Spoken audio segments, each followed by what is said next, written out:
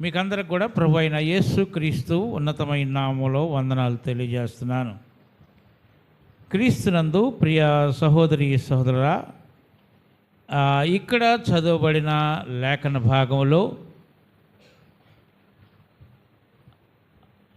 సామెతల గ్రంథకర్త అయిన సొలొమోను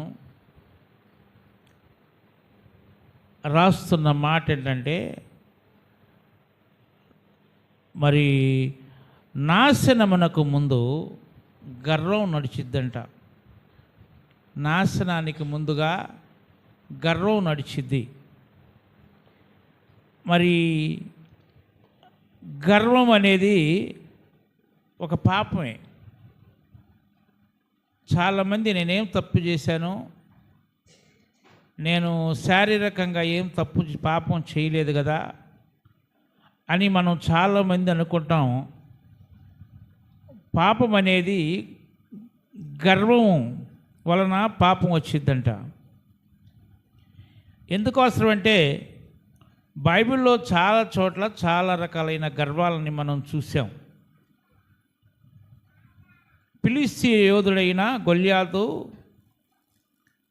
తన శరీర సౌష్ఠవాన్ని చూసి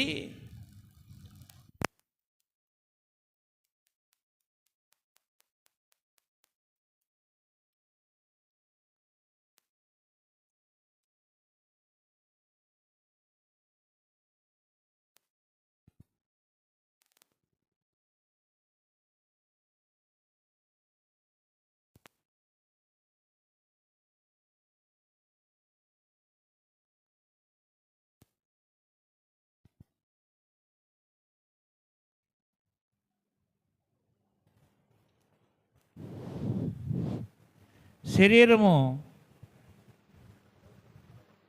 బలమైన శరీరము, పుష్టి కలిగిన శరీరము. ఎంత ఉన్నాడంట ఆయన? 6 మూరల జానడు ఎత్తున్నాడంట.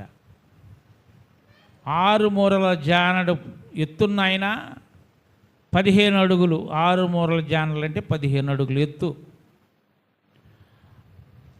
అంత ఎత్తు కలిగిన వ్యక్తి, దానికి సరిపడే విధంగా బలము, శారీరక బలం ఇవన్నీ కలిగి ఉన్న వ్యక్తి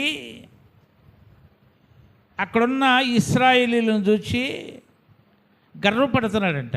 ఏం గర్వం అంట?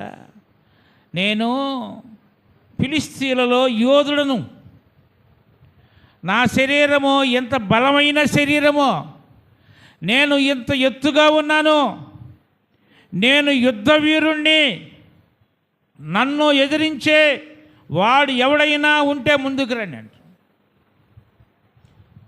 ఏమి చూసుకొని ఈ గర్వం దేన్ని చూసి అంటే, తన శరీరాన్ని చూసి, తనున్న బలాన్ని బట్టి, తనున్న ఎత్తును బట్టి గర్వపడుతున్నాడు. అంటే గర్వానికి ముందు, నాశనానికి ముందు గర్వం నడిచిద్దంట. అంతటి యోధుడు, అంతటి బలశాలి ఆయన తన శరీర సౌష్ఠవాన్ని చూసి గర్వపడితే, ఆయన చనిపోయింది ఎవరి చేతిలో? బాలుడైన దావీదు చేతిలో. 12 సంవత్సరాల బాలుడు ఆయన చేతిలో అంతటి భయంకరమైన యోధుడు చనిపోయాడంట. దేనివల్ల అంటే గర్వపడినందువలన. మనకు గర్వం చాలా మంది దగ్గర చాలా గర్వాలు ఉంటాయి. శరీర సౌష్ఠవాన్ని చూసి గర్వపడతాం, శరీరములో ఉన్న అందచందాలను చూసి గర్వపడతాం, నీకున్న ఆస్తిపాస్తులను చూసి గర్వపడతాం. నాకు 10 ఎకరాల పొలం ఉంది, నాకే కొరత లేదు, నాకు 100 చీరలు ఉన్నాయి, నాకు 4 అంతస్తుల భవనం ఉంది, భవనాలు ఉన్నాయి, నాకే కొరత లేదు, నేను డబ్బున్నవాణ్ణి. చాలా రకాలుగా గర్వం అనేది, చాలా రకాలైన గర్వాలు ఉన్నాయి ఈ రోజున. కీర్తనకారుడు కూడా ఒక ఆయన రాశాడట, అందచందాలెన్నున్నా అందలముపై కూర్చున్నా, సుందరుడు ప్రభు లేక ఉన్నా, ఏది ఉన్నా అది సున్నా. నీకు ఎన్నెన్న ఉండొచ్చు, అందచందాలు ఉండొచ్చు, ఐశ్వర్యం ఉండొచ్చు, మేడమిద్దులు ఉండొచ్చు, చక్కదనం ఉండొచ్చు, 100 చీరలు 1000 చీరలు ఉండొచ్చు, ఎన్నన్నా ఉండని నీ గర్వం అది. ఇవన్నీ ఉండటం కాదు. కానీ నాకు తెలిసిన ఒక పాస్టర్ గారు ఉండేవాడు. ఆ పాస్టర్ గారు ఒక విశ్వాస దగ్గరికి వెళ్ళి వందనాలు చెప్పాలంటే ఆయనకి ఎంత సిగ్గుపడతాడో, పాస్టర్ గారు వెళ్ళి ఎదురైన విశ్వాసికి వందనాలు చెప్తుంటే, ఏంది వాళ్ళకి చెప్పేది ఏంటి, వాళ్ళకి ఏం తెలుసు, వాళ్ళు పామరులు. గర్వం లోపల, గర్వం ఉంది లోపల. ప్రభు అయిన యేసుక్రీస్తు జీవించి ఉన్న కాలంలో తన శిష్యులుగా ఎవరిని ఏర్పాటు చేసుకున్నారంటే పామరులను ఏర్పాటు చేసుకున్నారు, చేపలు పట్టే వాళ్ళని ఏర్పాటు చేసుకున్నాడు, ఏమి ఎరుగని మట్టి ముద్దలు లాంటి వాళ్ళని ఏర్పాటు చేసుకున్నాడు. అలాంటి వాళ్ళని ఏర్పాటు చేసుకుని యేసయ్య తన శిష్యుల పాదాలు కడిగాడు. వారి పామరులే, వారికంటే నేను ఉన్నతమైన వాడిని అని ఎప్పుడు యేసయ్య అనుకోవాలా. తగ్గింపు ఉంది, గర్వం లేకుండా ఉన్నాడు యేసయ్య. అందుకే అన్నాడు కదా, మీరందరూ నన్ను పోలి నడుచుకోవన్నాడు. యేసయ్యను పోలి నడుచుకోవాలి, గర్వం ఉండకూడదు. మనకెన్నో రకాలైన గర్వాలు ఉన్నాయి ఈ లోకంలో. ఆ గర్వాలన్నిటికీ కారణం ఏంటంటే తర్వాత జరిగే పరిస్థితి నాశనమే. గర్వం అనేది పాపం కిందకే వస్తుంది. క్రీస్తునందు ప్రియ సహోదరి సహోదరుడా, మనం చాలా మందిని గురించి చాలా రకాలుగా విన్నాం. ఒక ఆయన ధనవంతుడు ఉన్నాడు. ధనవంతుడు ఏ బట్టలు వేసుకుంటాడంటే బైబిల్లో ఊదా రంగు బట్టలు వేసుకుంటాడంట. ధనవంతుడు. ఆయన పక్కనే ఉన్నాడు ఒక ఆయన. ఆయనకి సరైన వస్త్రము లేదు. ఆయన దేవుని భక్తిలో ఉన్నాడు, అడుక్కు తింటున్నాడు, ఆయన బల్ల మీద పడి రొట్టెలు తిన్నాడు. ఎవరు ఆశించబడ్డారు? ఉంటే ఉండొచ్చు, ఈయనకుంటే ఉంది. చనిపోయిన తర్వాత ఇదేదన్నా ఒక్కటన్న వచ్చిందా? వెంట వేదిరా. లక్షల కోట్లు సంపాదించినది నీ ఎంట రాదు, మేడల మీద సంపాదించినది నీ ఎంట రావు. నీవు చేసిన క్రియలు నీ ఎంట వస్తాయి. అందుకే అంటున్నాడు ప్రభు అయిన యేసుక్రీస్తు మనందరికి చెబుతున్న మాట ఏంటంటే, నన్ను పోరి మీరు నడుచుకోవాలా. అందుకే ఆయన పోలి నడుచుకోవాలంటే మనం ఎలా ఏమై ఉండాలంట? తగ్గింపు ఉండాలి, గర్వం ఉండకూడదు. మనకి ఎప్పుడైతే గర్వం ఉంటుందో నాశనం అయిపోతున్నాం. నాశనాన్ని కొనుక్కొచ్చుకుంటున్నాం మనం. ఈ లోకంలో శాశ్వతమైనది ఏదీ లేదు. 40 సంవత్సరాలు దాటిన తర్వాత మగోడైనా ఆడమనిషి అయినా మొక్కలో ఉన్న అందం పోతుంది. చనిపోయిన తర్వాత 6 రోజుల తర్వాత గుంటలో పెట్టి తర్వాత ఎక్కడ శరీర భాగాలన్నీ అక్కడ నశించిపోతాయి. ఈ లోకంలో ఎంత సంపాదించామని గర్వపడితే ఏమన్నా మిగిల్చావా? ఏమైనా ఎత్తుకొని పోతున్నావా? పాపాన్ని మాత్రం ఎత్తుకొని పోతున్నావు. క్రీస్తునందు ప్రియ సహోదరి సహోదరా, బైబిల్లో 2వ దినవృత్తాంత గ్రంథంలో ఒక ఆయన ఉన్నాడమ్మా. 2వ దినవృత్తాంత గ్రంథంలో 26వ అధ్యాయంలో ఒక ఆయన ఉన్నాడు. ఆ కాలంలో యూదా రాజుల్లో గొప్ప రాజులు కొంతమంది ఉన్నారు. హిజ్కియా రాజు. ఆ యూదా రాజుల్లో ఒక ఆయన పేరు ఉజ్జియా. ఆయన పేరు, రాజుగారి పేరు ఉజ్జియా రాజు. ఆయన ఎలాంటి వాడంటే ఆయన దాదాపుగా 16 సంవత్సరాల పాటు దీనుడై ప్రార్థన చేశాడంట. ఎట్లా చేసి ఉంటాడు? దీనుడు అంటే ఏంటంటే తగ్గింపు అని అర్థం. దీనత్వం అంటే తగ్గింపుతో ప్రార్థన చేశాడంట. ఎలా తగ్గింపుకో అంటే దేవుని యందు భయభక్తులు కలిగి ప్రార్థన చేశాడు. ఎబ్బేజులాగా ప్రార్థన చేసి ఉండొచ్చు. అయ్యా నా దీన స్థితిని నువ్వు గమనించయ్యా అని ఎబ్బేజు ప్రార్థన చేశాడు. అలాగే ప్రార్థన చేశాడేమో, అయ్యా నా దీన స్థితి చూడయ్యా, ఎబ్బేజు నా తల్లిదండ్రులు విడిచిపెట్టారు, నా అన్నదమ్ములు విడిచిపెట్టారు, నన్ను నిశ్చయముగా ఆశీర్వదించమని ప్రార్థన చేశాడు. అందుకే ఆయన సరిహద్దులు విశాలపరచబడాయి. ఆయన చెయ్యి ఆయన వెంట ఉన్నది. ఇక్కడ ఎవరైతే తన దీన స్థితితో ప్రార్థన చేస్తారో దేవుడు వారిని ఆశీర్వదిస్తాడు. అందుకే ఎబ్బేజు అంటే అర్థం ఏంటో తెలుసా? విడువబడినవాడు, బాధలలో పుట్టినవాడు. బాధ ఇంగ్లీష్లో యాగని అంటారు. బాధాకరమైన పరిస్థితి, బాధల్లో పుట్టాడంట. ఏం బాధలమ్మా, ఏం బాధపడి ఉంటుందో. ఆమె గర్భం పడినప్పుడు అంటారు కదా, తల్లి వేదన పడి ఉండొచ్చు.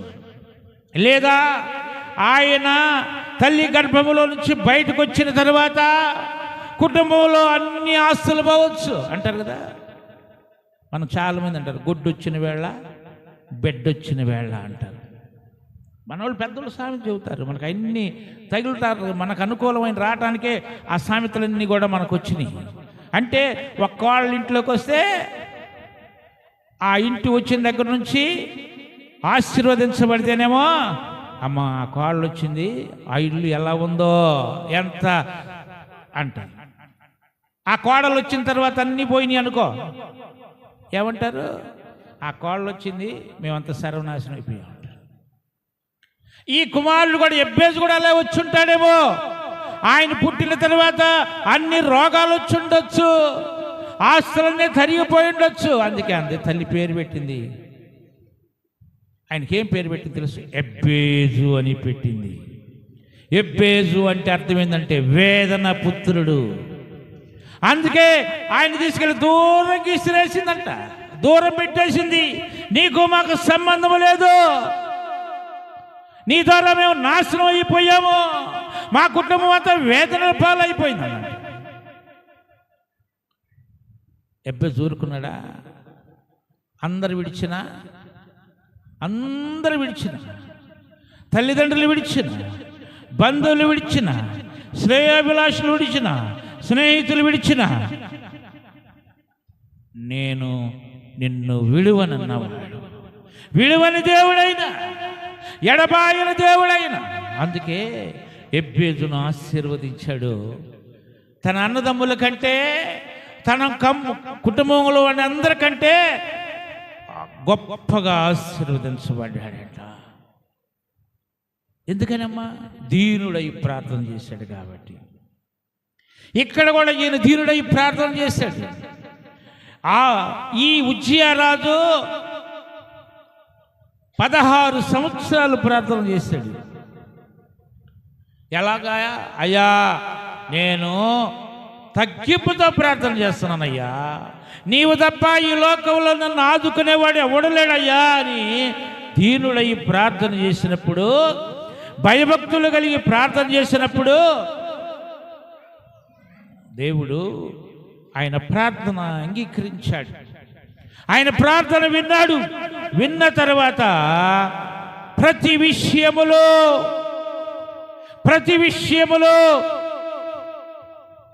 దేవుడు ఆశీర్వదించాడట.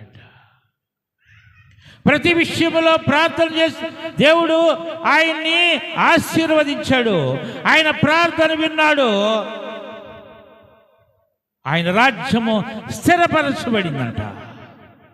ఉజ్జియా రాజు యొక్క రాజ్యము స్థిరపరచబడింది, ఆర్థికంగా నిలదొక్కున్నాడు, అభివృద్ధి చెందాడు, ఆశీర్వాదాలు వచ్చినాయి. ఆ కాలంలో ఆయన్ని ఎంతమంది అయితే రాజులు ఆయన మీద యుద్ధానికి సిద్ధపడ్డారో, ఫిలిస్తీ రాజు కానీ ఆపోజు రాజులు కానీ ఇలాంటి రాజులన్నీ యొక్క దుర్గాలన్నిటిని కూడా పడగొట్టాడంట ఆయన. దేవుడు అంతటి శక్తినిచ్చాడు, ఆయనకి అంతటి శక్తినిచ్చాడు, అంతగా స్థిరపరిచాడు ఉజ్జియా రాజుని. మరి ఎలా ఉండాలి? ఎలా ఉండాలి? నాకు దేవుడే ఇచ్చాడు కదా, ఈ రాజ్యాన్ని ఇచ్చింది దేవుడే, అభిషేకించబడిన రాజు అయ్యాడు, ప్రార్థనతో నిత్యము ప్రార్థనాపరుడయ్యాడు, తగ్గించుకున్నాడు, దీన స్థితిలోకి వెళ్ళిపోయాడు, దేవుణ్ణి ప్రతి విషయంలో అడుగుతూ ఉన్నాడు, దీనుడై అడుగుతున్నాడు, తగ్గింపుతో అడుగుతున్నాడు. ఆయన ప్రార్థన అంగీకరించబడ్డది. చుట్టుపక్కల రాజులందరూ ఆయన చూసి భయపడ్డారు, దుర్గాలన్నీ పడగొట్టబడ్డాయి. మరి ఇప్పుడు ఎక్కడున్నామా? దేవుడు ఇచ్చాడు కదా, అంతటి శక్తినిచ్చాడు కదా, అంతటి ఆస్తిపాస్తులు ఇచ్చాడు కదా, రాజ్యాన్ని స్థిరపరిచాడు కదా. ఆయన చూస్తే రాజులందరూ గజగజలాడుతున్నారు కదా, ఆ రాజ్యాలలో ఉన్న దుర్గాలన్నిటిని పడగొట్టేశాడు కదా. ఎలా ఉండాలి? దేవునికి కృతజ్ఞులై ఉండాలి కదా, కృతజ్ఞత కలిగి ఉండాలిగా. మనం ఉంటాం కదా కృతజ్ఞత కలిగి, ప్రతి విషయంలో కృతజ్ఞత కలిగి ఉండాలి. దేవుడు నీకు మేలు చేస్తే ఆ మేలుకు సరిపడే విధంగా కృతజ్ఞత కలిగి ఉండాలి. ఎప్పుడైనా నువ్వు కృతజ్ఞతాస్తులు చెల్లించావా? నీకు జరిగిన మేలుకు నువ్వు దేవునికి ఎప్పుడైనా స్తుతించావా? దేవుణ్ణి ఎప్పుడైనా ఘనపరిచావా? దేవా ఇవన్నీ నీవి నాకు ఇచ్చినవి అనయ్యని ఎప్పుడైనా సరే ఆయన శ్లాఘించావా? ఆయన ఘనపరిచావా నువ్వు? సహోదరి సహోదరులారా చూడండి, ఇక్కడ కూడా ఈయన కూడా అలాగే అయ్యాడు. చుట్టుపక్కల ఉన్న రాజ్యాలన్నిటినీ దేవుడిచ్చిన రాజ్యాన్ని విస్తరించాడు, దేవుడు రాజ్యాన్ని స్థిరపరిచాడు, కావలసిన బలగం అందించాడు, కావలసిన డబ్బంతిచ్చాడు, పశు సంతతినిచ్చాడు. అక్కడ దేశంలో బ్రావులు తవ్వించాడంట, ఎన్నో రకాలైన పరిస్థితులు అభివృద్ధి పడ్డాయంట. మరి అలాంటి విస్తారపరిచిన దేవుణ్ణి ఉజ్జియా రాజు గణపరచాలి కదా. ఇది ఎవరిచ్చారమ్మా? వెంటనే చెప్పేస్తాం మనం, మా తల్లిదండ్రులు ఇచ్చారయ్యా, మా అత్తమామలు ఇచ్చారని మనం వారిని గణపరుస్తుంటాం. కానీ దేవుణ్ణి గణపరచటంలో ఎక్కడ ఉజ్జియా రాజు? ఈయన అనుకుంటున్నాడు ఇవన్నీ నా సొంతమే, ఇవన్నీ నా ధైర్యంతో సంపాదించుకున్నాను, ఇవన్నీ దేవుడు నాకు ఇచ్చినవి కాదు అనుకుంటున్నాడు. పొలాలు ఇచ్చాడు, ద్రాక్ష తోటలు ఇచ్చాడు, తర్వాత ఎన్నో రకాలైన పెద్ద సైన్యం ఏర్పడింది ఆయనకి. అంతేకాదు ఆయుధ సామాగ్రి, పెద్ద దేశానికి ఆయుధ సామాగ్రి కావాలి, ప్రతి దేశానికి కూడా ఆయుధ సామాగ్రి ఏర్పడిందంట. డాళ్ళు, ఈటెలు, శిరస్త్రాణాలు, కవచాలు, విల్లులు, ఒడిశాళ్ళు, ఇవన్నీ కూడా దేవుడు ఏర్పాటు చేశాడు. బలగం ఏర్పడింది, బలశాల అయిపోయాడు. ఇప్పుడు జరిగింది అసలు పని. ఇన్ని కీర్తి ప్రతిష్టలు వచ్చినాయి. చుట్టుపక్కల దేశాల వాళ్ళందరూ వాళ్ళని చూసి భయపడుతున్నారంట. అమ్మో ఉజ్జియా రాజా, అమ్మో ఉజ్జియా రాజా, ఉజ్జియా రాజుతో యుద్ధం చేయటం అంటే మాటలా? ఉజ్జియా రాజు ఎవరు? ఉజ్జియా రాజును దేవుడు ఆశీర్వదించాడు, ఆయన పక్షంగా దేవుడే యుద్ధం చేస్తాడు. ఆయన మీద మనం పరాక్రమశాలి అయిన ఆయనకి ఇంత సైన్యం ఉంది, ఆయనకి ఆస్తిపాస్తులు ఉన్నాయి, అంతస్తులు ఉన్నాయి, దేవుని మీదనే ఆధారపడతాడనే భయం ఉందంట. చుట్టుపక్కల రాజుల్లో మంచి పేరు ప్రతిష్టలు సంపాదించుకున్నాడు. వెంటనే ఈయనకు వచ్చిన పరిస్థితి తెలుసా? వెంటనే ఈయనకు వచ్చిన ఎప్పుడైతే బాగా స్థిరపడుతున్నాడో స్థిరం అయిపోయాడు. ఇక నా మీదకి ఎవరు రాలేరు, నేనంటే అందరు భయం. అంతేగా ఫిలిష్తీయుల యోధుడైన గొల్యాతు కూడా అంటున్నాడంట, నిలబడి మైదానంలో నిలబడ్డాడు సైన్యం. ఫిలిష్తీ సైన్యము ఇశ్రాయేలుని ఓడించడానికి మైదానంలో నిలబడ్డారు. వాళ్ళు నిలబడ్డాడు ఈయన ఫిలిష్తీ యోధుడైన గొల్యాతు. ఇదిగో ఇశ్రాయేలీయులారా, పిరికి పందల్లారా, నన్ను చూశారా మీరు? నా మీద ఎవరైనా సవాల్ చేయగలరా? నాతో యుద్ధం చేయగలరా?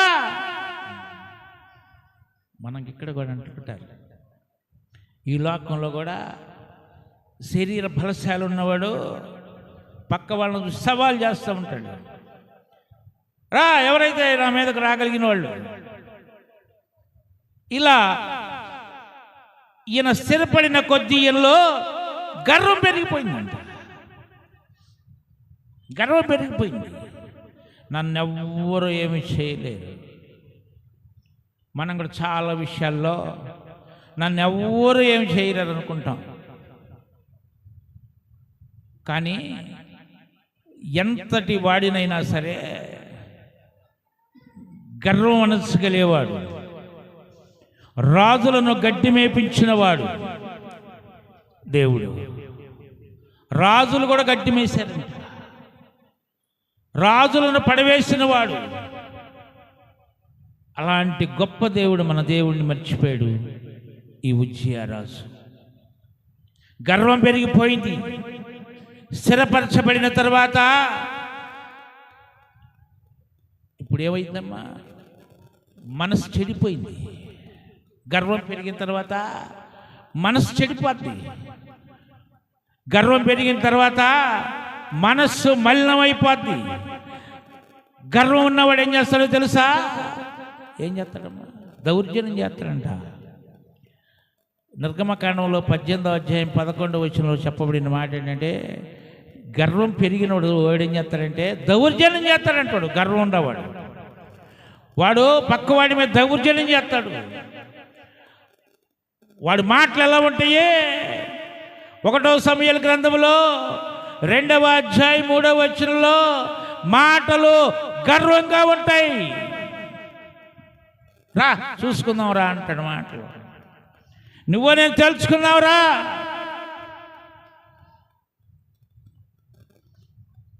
ఎట్ట పడితే అట్ట మాట్లాడతారు. ఆ గర్వం పెరిగిన మనిషి ఏం చేస్తాడు తెలుసా? ఏం మాట్లాడతాడో తెలియదు. గర్వపు మాటలు. ఆ గర్వపు మాటలు ఏం చేస్తాయి అంటే, ఆ గర్వం వల్ల ఆ మాటలు చూడటానికి కష్టసాధ్యముగా ఉంటాయి. అదే కాదు, గర్వము చెడు ప్రవర్తన వచ్చేస్తుంది. గర్వం వల్ల చెడు ప్రవర్తన వచ్చిందంట. చూడండి, గర్వస్తులకు కఠిన హృదయం ఉంటుందంట. హృదయము కఠినంగా ఉంటుంది. పాపం అనేది ఉండదు, పాప భీతి ఉండదు. లాజరు ఆకలితో అలమటిస్తున్నా, లాజరు కురుపులు వచ్చి కుక్కలు నాకుతున్నా, ఇక్కడ దాని మీద జాలి లేదు, ప్రేమ లేదు. అందుకే అంటున్నాడు, హృదయము కఠినంగా ఉంటుంది. నా పొట్టే నా కైలాసం, నా శరీర ఆనందమే నా ఆనందం, నా అందమే ఆనందం, నా ఆస్తిపాస్తులే నాకు ఆనందం. ఈ లోకంలో ఎవరు చేయని నా ఆస్తులు చేస్తాయి. గర్వపెడతా ఉంటుందంట. కఠినమైన హృదయం ఉంటుందంట. తర్వాత ఏముంటుంది తెలుసా? లోబడని మనస్తత్వం ఉంటుందంట. మనసు లోబడదు.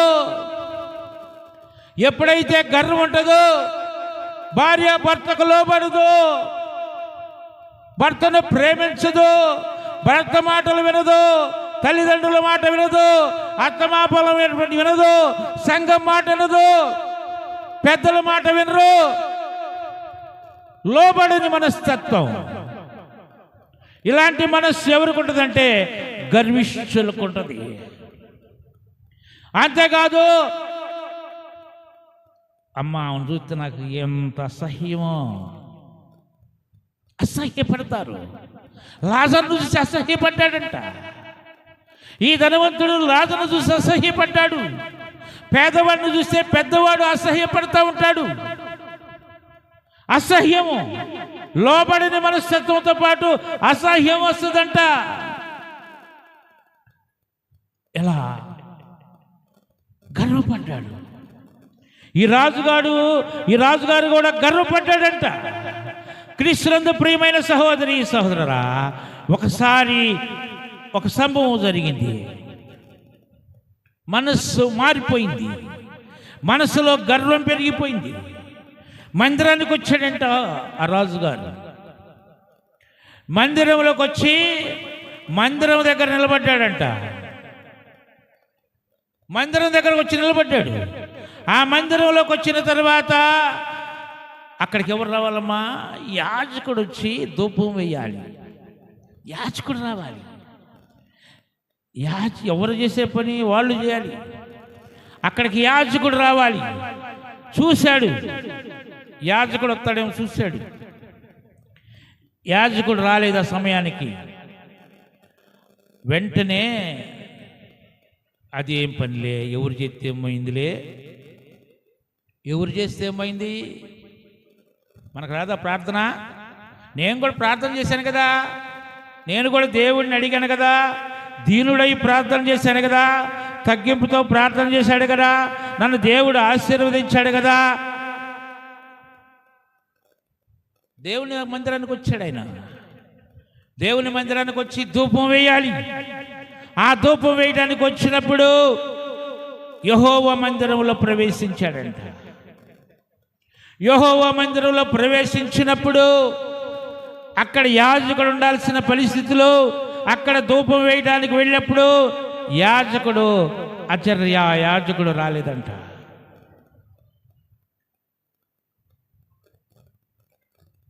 చాలామంది చాలా రకాలుగా మనం చాలా పరిస్థితుల్లో చూస్తుంటాం. మందిరంలో అన్యులు ప్రవేశించినప్పుడు మన మందిరాన్ని ఎంత పవిత్రంగా చూసుకుంటామో మన చెప్పులు బయట విడిచేస్తాం. అందుకే రాజకీయ నాయకులను చర్చిలోకి రానియటం అనేది పెద్ద నేరం. ఎందుకంటే వాళ్ళకి ఈ భక్తి జీవితాన్ని గురించి తెలియదు, ఈ తగ్గింపు జీవితాన్ని గురించి తెలియదు, పవిత్రమైన ప్రదేశం అని తెలియదు, పరిశుద్ధ స్థలం అని తెలియదు వాళ్ళకి. అందుకే ఇక్కడ జరిగిన పరిస్థితి ఏంటంటే యాజకులు చెప్తున్నారంట, యాజకులు చెబుతున్నాడు అజర్య ప్రవక్త, ఆయనతో పాటు 80 మంది వచ్చారు. అజర్య ప్రవక్త తోటి, అయ్యా రాజుగారు నువ్వు ధూపం వేయకూడదు,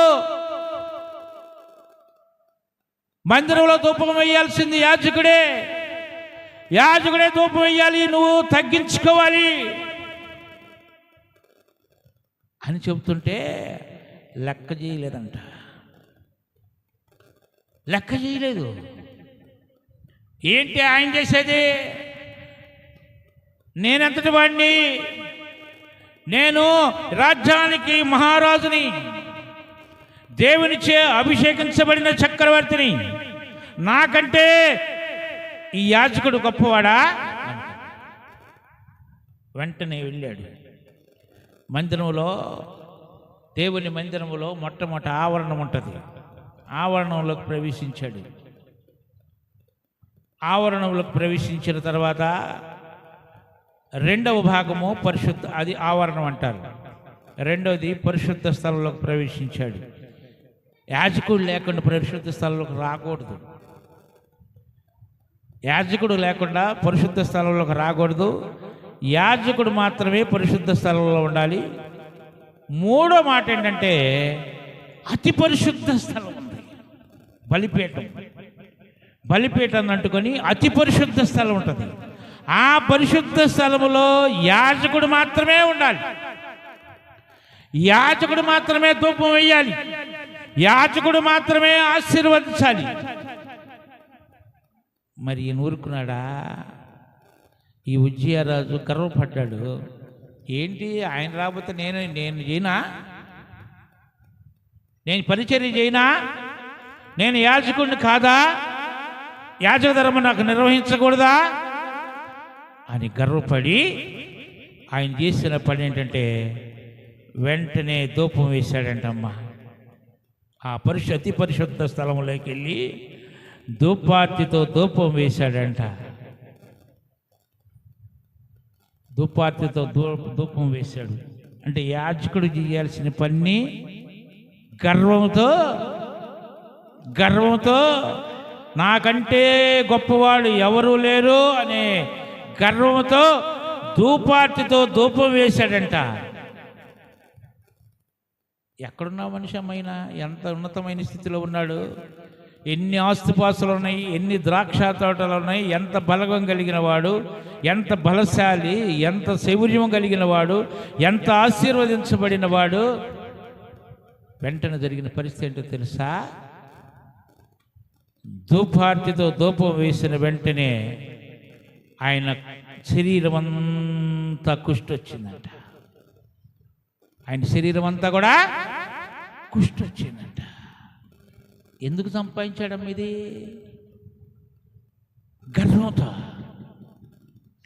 గర్వంతో అన్ని ఇచ్చాడు దేవుడు కదా, దేవుడికి లోబడి ఉండాలి కదా. దేవుడికి లోబడకుండా చేస్తే పని ఏంటి అంటే గర్వము నాశనం, ముందు నాశనం తెచ్చుద్దంటే గర్వం నాశనం అయిపోయాడు. వీడు కుష్టి వచ్చింది, దేవాలయం పోయింది, రాజ్యం పోయింది. కుష్టున్నామంటే రాజ్యం వేయటానికి లేదు, కుష్టుంటే రాజ్యం వెళ్ళడానికి లేదు. గర్వం అనేది ఉండకూడదంట. మనం చాలామంది చాలా రకాలుగా గర్వంతో మాట్లాడుతుంటాం. మోషే గారు కూషు దేశస్తురాలను పెళ్లి చేసుకొని వచ్చాడు. కూషు దేశస్తురాలను పెళ్లి చేసుకొని, కూషు దేశస్తులు అంటే బాగా పొట్టిగా ఉంటారండి. కూషు దేశస్తురాలను పెళ్లి చేసుకొని వచ్చాడు. అది అక్కుంది పాప మిరియాం. చిన్నప్పుడు నైల్ నదిలో విడిచిపెట్టినప్పుడు, జమ్ముపెట్టులో విడిచిపెట్టినప్పుడు, ఆ జమ్ముపెట్టు కంటే ముందుగా విడిచిపెట్టిందేమే, ఆ జమ్ముపెట్టు కంటే ముందుగా వెళ్ళి రాజకుమారితోటి, అమ్మా, ఆ రాజకుమారి ఆ పెట్టెను తీసుకుని బయటకు తీసుకొచ్చినప్పుడు, నీకు దాదిని చూసి పెడతానమ్మా, ఈ బిడ్డను పెంచడానికి అంది. తన తమ్ముడిని పెంచడానికి దాదిని, తన తల్లినే తీసుకెళ్ళి దాదిగా ఏర్పాటు చేసి పెంచింది మిరియాం. మిరియాముకు మోషే అంటే ఎంత ప్రేమో. కానీ దైవజనుడు మోషే దైవజనుడిగా ఉన్నప్పుడు మిరియాము ప్రవక్త. ఈ మిరియాము అందరికంటే ముందు నడిచిందంట, నాట్యం చేసిందంట, దేవుణ్ణి ఘనపరిచిందంట, ఇశ్రాయేలుకు ముందు నడుస్తూ. అలాంటి ప్రవక్త అయిన మిరియాము ఇక్కడ కూషు దేశస్తురాలను తీసుకుని వస్తే ఆమెకి ఇష్టం లేదు. దేవుని మాటను ధిక్కరించింది. ఏంటి ఆయనకేనా, మాకు తెలియదా? మోషే అన్నాడు, అది దేవుని చిత్తము, దేవుడు ఇచ్చినది, అంతే కదా. భార్య ఎవరిచ్చారు? మా అత్త ఇచ్చిందా, మా మావ ఇచ్చామనుకుంటామా? ఎవరిచ్చారమ్మా? దేవుడిచ్చిన బహుమానం అది, భార్య గిఫ్ట్. అది ఆ గిఫ్ట్ నీకు ఎలా ఉండాలంటే గిఫ్ట్గానే ఉండాలి. నాకు అత్తమామలు ఇచ్చారనుకోకూడదు. అందుకే అంటారు కదా, marriage is married in heaven అన్నారు. అంటే పెండ్లి పరలోకంలో, రాజ్యం పరలోకంలో నిశ్చయించబడింది, పరలోకములో నడించబడింది. దేవుడు నీకు బహుమానంగా భార్యని ఇచ్చాడు. ఆయన ఆ భార్యని నాకు మా అత్తమామ ఇచ్చారు అనుకోకూడదు, నాకు దేవుడు ఇచ్చిన జంటది. అందుకే ఏం చేశారు? మన దేవునికి వ్యతిరేకంగా మాట్లాడిందంట, మోషేకి వ్యతిరేకంగా మాట్లాడింది. ఏంది? ఆయనకైనా దేవుడు మాట్లాడింది, ఆయనతోడేనా నాతో మాట్లాడ్డా? మేము భక్తులం కాదా? చాలామంది చాలా రకాలుగా మనందరం మాట్లాడుతూ ఉంటాం, దేవునికి వ్యతిరేకంగా మాట్లాడుతుంటాం. అదే రకంగా మిరియాము కూడా దేవునికి వ్యతిరేకంగా, మోషే భక్తుడైన మరి యాజకుడైన మోషేకి వ్యతిరేకంగా మాట్లాడింది. ఏమొచ్చిందంట? ఏమొచ్చింది మిరియాముకి? మిరియాము కూడా కుష్టే వచ్చింది, తెల్లగా పాలిపోయిందంట శరీరం. కాబట్టి క్రీస్తునందు ప్రియ సహోదరి సహోదరుడా, గర్వం ఉండకూడదు. నాకు అందం ఉందని గర్వపడకూడదు, ఐశ్వర్యం ఉందని గర్వపడకూడదు, పొలం ఉందని గర్వపడకూడదు, డబ్బు ఉందని గర్వపడకూడదు, అంతస్తుల మేళ్ళు ఉన్నాయని గర్వపడకూడదు, నేను చదువున్నదాన్ని నేను గర్వపడకూడదు. ఏదున్నా కూడా ఇవన్నీ కూడా నీకు దేవుడిచ్చినయే. దేవుని కోసమే ఖర్చు పెట్టాలి, దేవుని కోసమే వాడబడాలి. మనం ఈ లోకంలో జీవిస్తున్నప్పుడు అందాన్ని పొగుడుకోకూడదు, ఐశ్వర్యాన్ని పొగుడుకోకూడదు. మన జీవితం నిత్యముగా దేవునికి తగ్గింపుగా ఉండాలి. అందుకే గర్వాన్ని తగ్గించుకోవాలి. ప్రభు అయిన యేసుక్రీస్తు ఈ లోకంలో జీవించినప్పుడు మనందరితో చెప్తున్న మాట, తన శిష్యులతో చెప్పిన మాట ఏంటంటే, ఏమన్నాడు? మీరు నన్ను పోలి నడుచుకోమన్నాడు. ఆయనలో గర్వం లేదు, ఆయనలో తగ్గింపు ఉంది. ఆయనలో తగ్గింపు ఉన్నందువలన తన శిష్యుల పాదాలు కడిగాడు. ఒకసారి ఒక పాస్టర్ గారు తన శిష్యుల పాదాలు కడుగుతుంటే పక్కన ఒక ఆయన అన్యుడు ఉన్నాడు. ఏంటి ఈయన పాస్టర్ గారు వచ్చి, పాస్టర్ గారు ఇది ఈయన కడగటం? అది దేవుని చిత్తం అంతే. నీలో తగ్గింపు ఉండాలి. నీ ధనం వల్ల, నీ ధనం ఉందని గర్వపడుతున్నావేమో, ఈ ధనం నీకు శాశ్వతమైంది కాదు. ఇల్లుందని గర్వపడుతున్నావేమో, ఇది శాశ్వతమైంది కాదు. నాకు మంచి భర్త ఉన్నాడు, నా భర్త నన్ను పోషించగలడు, నన్ను అన్ని ఏదైనా చేయగలడు అనుకుంటున్నావేమో. దేవుడు ఇచ్చింది ఇది నాన్న అన్నాడు కదా. ఏమన్నాడు? ఒక ధనవంతుడు ఉన్నాడు, కొట్లు కొట్టించాడు, ధనం సంపాదించాడు, ధాన్యంతో నింపాడు, కొత్తగా కొట్లు కట్టించాడంట. అప్పుడు ఏమంటాడు? తినమో తాగమో సుఖించమంటాడంట. తన ఆస్తిని బట్టి, తన అంతస్తుని బట్టి, తన స్థితిని బట్టి గర్వపడ్డాడు. దేవుడు అన్నాడు, ఇది నాన్న నీకు, నీ ప్రాణం పోతే ఈ దినం ఆగుద్ది, ఈ డబ్బు ఆగుతుందా? ఈ డబ్బు ఆగుద్దా? ఈ ధాన్యం వల్ల నువ్వు నీ ప్రాణం నిలబడుతుందా? నువ్వేమో కట్టుకొని పోతావా? నీకు చాలాసార్లు చెప్పుంటాను. ఒక ఆయన భార్యకు సహకారిగా ఉండడంట. భార్య సహకారిగా ఉండడు, ఇంట్లోకి డబ్బులు ఇవ్వడు, మూటలు కట్టి పెడతాడంట. మూటలు కట్టి పెట్టాడంట భార్యకు తెలియకుండా. చివరి జరిగిన పరిస్థితి ఏంటంటే, భర్త అనుకోకుండా చనిపోయాడు. దేవుడు పిలుచుకున్నాడు. దేవుడి పిలుపుని అందుకొని దేవుడు సన్నిధానం చేరాడు. ఆయన అందరూ ఏం చేస్తారు? చనిపోయిన వ్యక్తిని బయట పెడతారు కదా, పెట్టి తీసుకుని పాతి పెట్టి వచ్చారు. పాతి పెట్టి వచ్చిన తర్వాత అనుకుంటుందంట, ఏదో ఎప్పుడు ఈ మత్స్సు మీద ఏదో చేస్తుంటాడు మా యజమానుడు, ఒక్కసారి చూద్దామని మత్స్సు మీద చూశాడంట. మత్స్సు మీద చూస్తే అన్ని నోట్ల కట్టలే ఉన్నాయంట, కట్టలు కట్టిపడ్డి ఉన్నాయంట, మూట కట్టి పెట్టాడంట. తీరా అనుకున్నట భార్య తన బిడ్డలతో అంటుందంట, మీ నాన్న ఈ లోకంలో ఉన్నప్పుడు ఇదే నా జీవితం అనుకున్నాడు, మూటల డబ్బులు కట్టాడు, పోత ఒక్క కట్టన తీసుకోలేదే అనుకుంటుందంట. ఒక్క కట్టన తీసుకోలేదే. మనం ఎన్ని సంపాదించినా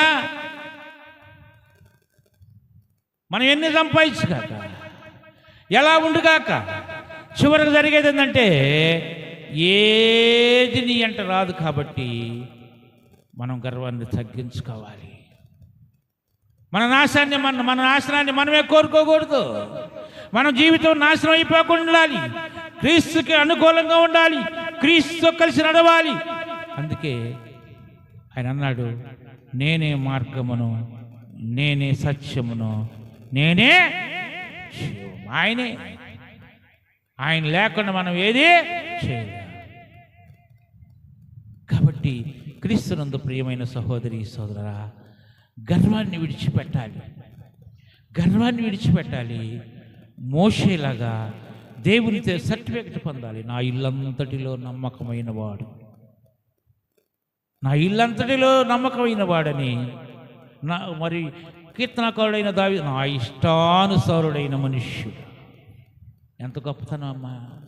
అలాంటి సర్టిఫికెట్ పొందాలి. కానీ గర్వంతో నేను ఏమైనా చేయగలను, నా డబ్బు ఉంది నన్ను ఆదుకుంటుంది, నా పొలం ఉంటుంది నన్ను ఆదుకుంటుంది అనుకుంటున్నావేమో. ఇది నన్ను ఒక తీర్మానం చేసుకో సహోదరి సహోదరా. మనం అనుకోవచ్చేమో, నేను చాలా ఉన్నతమైన స్థితిలో ఉన్నాను, నా దగ్గర డబ్బులు ఉన్నాయి, నా దగ్గర 1000 పట్టు చీరలు ఉన్నాయి, నా దగ్గర పొలం ఉంది, మా యజమానుడు అజానుభావుడు, ఎంతటి పనైనా చేయగలడు, నన్ను బ్రతికించగలడని నువ్వు అనుకుంటున్నావేమో. దేవునికి అయిష్టమైంది నువ్వు గర్వం. అలాంటి గర్వం ఉంటే ఈ దినాన్ని విడిచిపెట్టి దేవునికి అనుకూలంగా బ్రతకడానికి సిద్ధపడదాం. అలా ఉండేటట్టయితే నిన్ను నువ్వు తగ్గించుకో. ఈ దినాన నీకు తగ్గింపే. ఎవరైతే తాను తగ్గించుకుంటాడో వాడు హెచ్చించబడతాడు. గర్వాన్ని విడిచిపెడదాం. ఒకవేళ ఇది నాన్న మన దగ్గర ఉందేమో, శారీరక సంబంధమైన పాపం కాదు, ఇది మనస్సుకు సంబంధించిన పాపం. ఈ గర్వం అనేది మనసులో ఆ భావాన్ని మనం విడిచిపెట్టి దేవునికి అనుకూలంగా నడుచుకోవడానికి ప్రయత్నం చేద్దాం. అట్టి కృప దేవుడు మనకు అనుగ్రహించునుగాక.